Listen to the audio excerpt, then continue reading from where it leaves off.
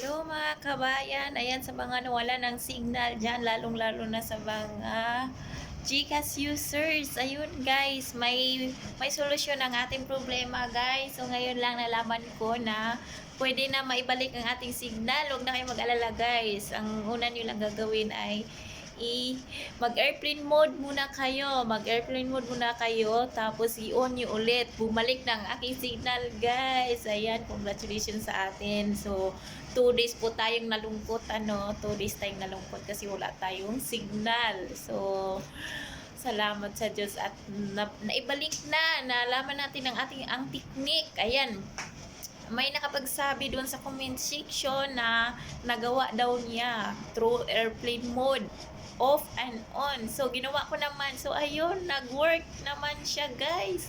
Kaya gawin nyo na, wag na kayo. So, actually, gumawa talaga ako ng ibang account using sa dito sa Dubai number. Pero, sa ngayon, thanks God, hindi na ako mag-alala. So, buti na lang hindi ko na-transfer yung niya para ma-delete yung old account ko. Sayang naman, no? Makakapag-loan tayo doon kung kailangan natin ng emergency loan. So, ang ginawa ko kahapon, yung funds ko, pinasa ko na doon sa Pilipinas. Tapos, yung loan ko, Diyos ko po, pinaid ko na. Sa kabado ko, baka mamaya, hindi natin mabayaran. Syempre pag hindi mo mabayaran yun tapos wala ka ng signal talaga, ilalaki ng lalaki ang interest nun. So ayun guys, yun lang ang gagawin nyo guys.